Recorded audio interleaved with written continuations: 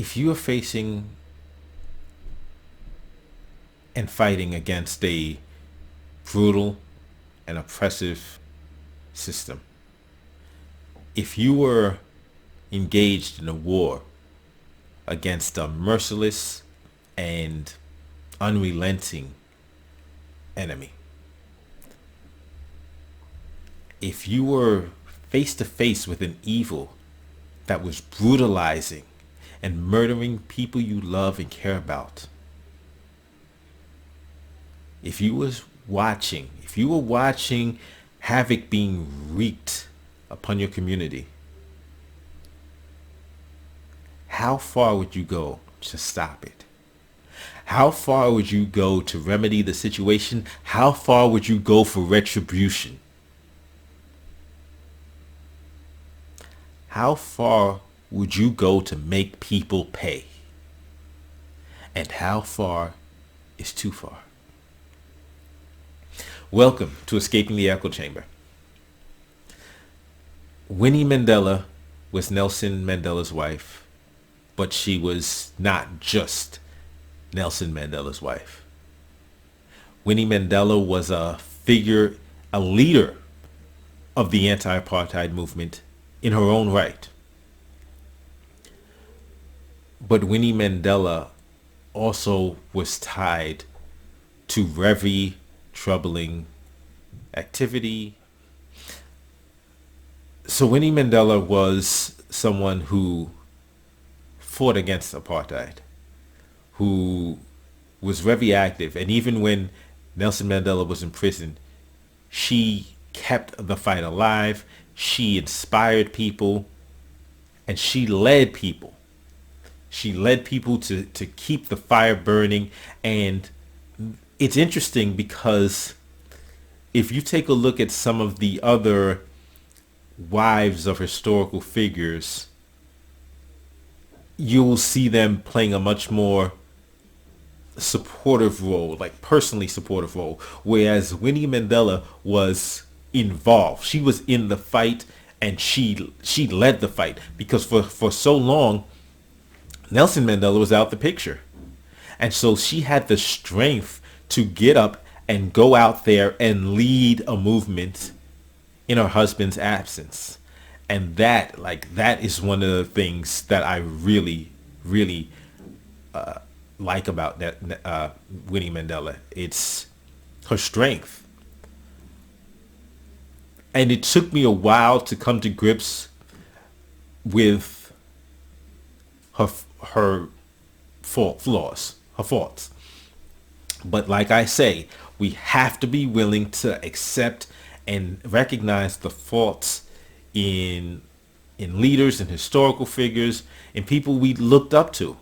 And we can still admire the things she's done, to the things she did to fight against that evil system, while acknowledging things that shouldn't have been done. Because one of the things we don't want to do is deify humans. That is so dangerous. It's dangerous for a whole host of reasons, and we'll be getting into that a little bit more, because there's one topic where I really know a particular figure where I know the deification of people just it's not just problematic. It's like I said, it's really dangerous. But being able to stop and step back and say, okay, I know where she things she shouldn't have done, things she shouldn't have supported, things she shouldn't have been connected with. And at the same point, we have to realize that sometimes there are things that could be used to try to smear. But there seems to be a substantial amount of evidence connecting her to a lot of activity, which includes kidnappings and murders. So this is one of the reasons why I respect her strength. I respect that she did so much. But like I said at the outset, there comes a point when you could you can go too far. So in addition, so like while she was fighting, she became a target of the South African government. They banished her, they watched her, they they they also imprisoned her, and they tortured and beat her. And she said that experience hardened her, and that could have led her to remove the line where she accepted certain things as being too far. But that's what's critical about knowing where the line is, and always remembering that, so that you don't become the monster you're fighting against.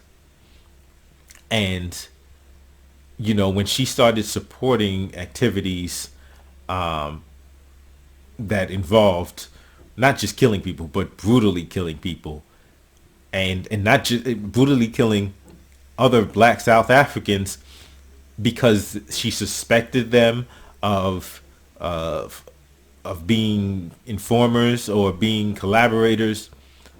That's like that.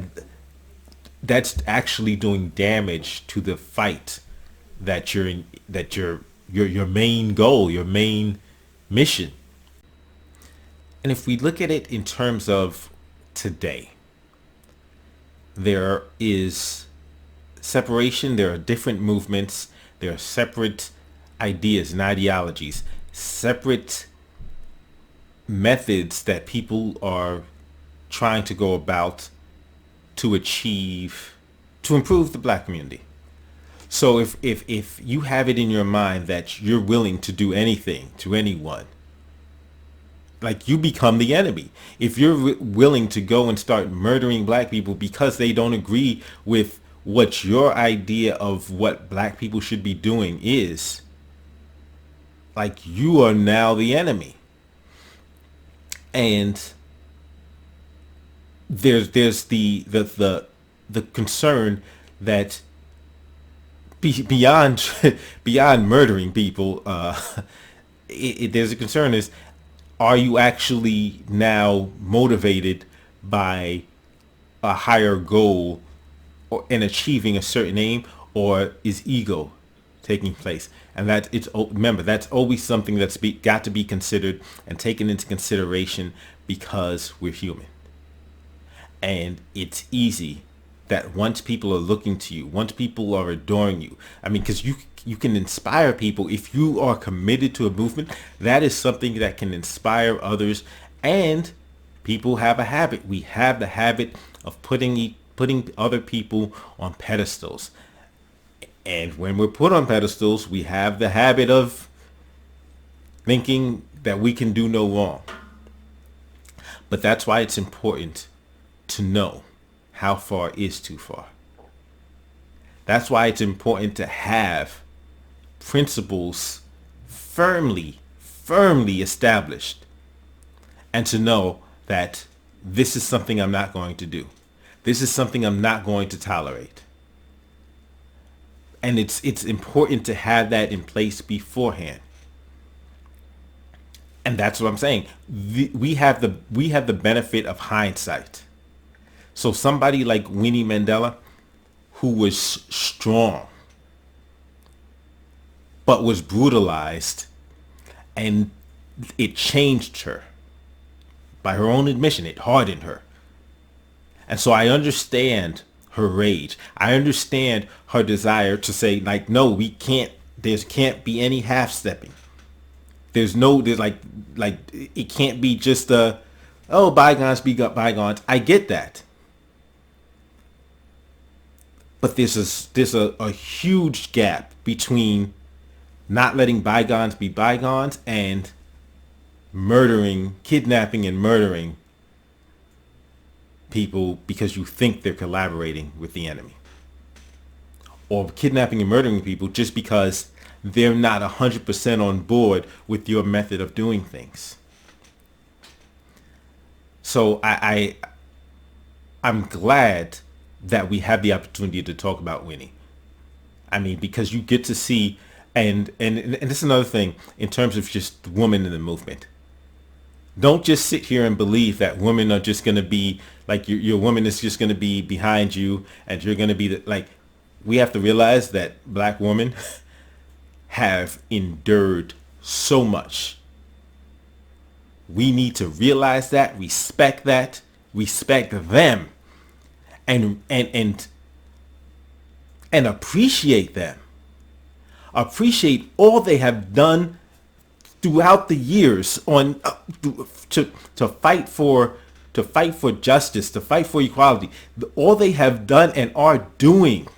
Like, we have to respect that. And respect their strength and acknowledge it and appreciate it. And so that's why I love the opportunity to talk about a strong woman who was a leader. She wasn't just Nelson Mandela's wife. She was a leader. That's who Winnie Mandela was.